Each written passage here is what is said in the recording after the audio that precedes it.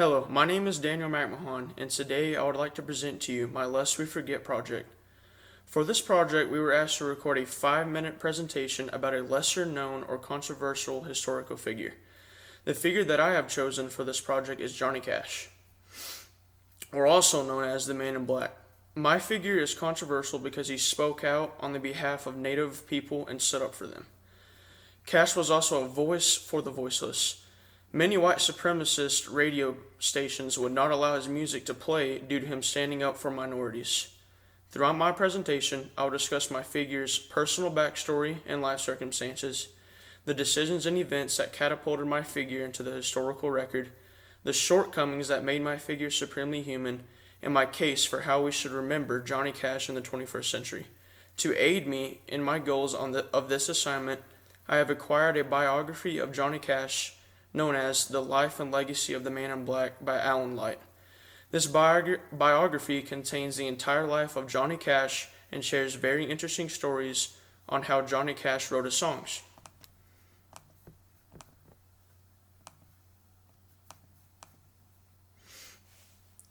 Johnny Cash was born February 26, 1932 in Kingsland.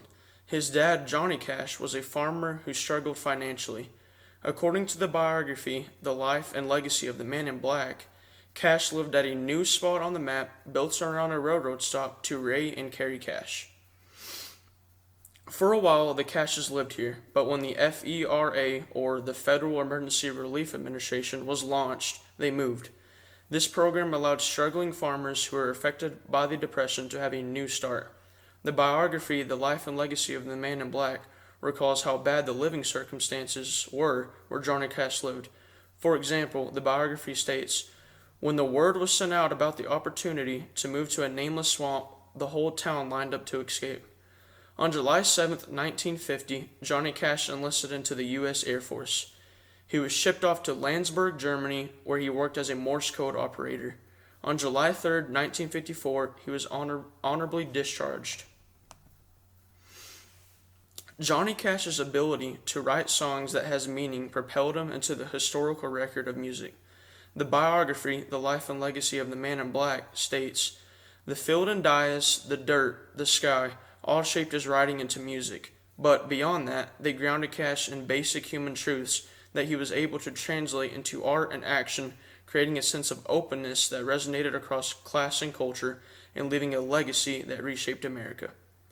Even Bob Dylan stated that his music is what the land and country is all about.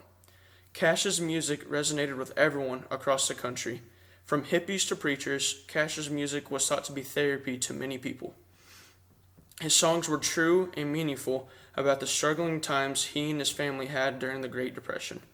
Cash would go on to sell almost 100 million records across the globe. Cash, also wearing all black live on stage, became his famous appearance. Even today, that's how we remember Cash, the Man in Black.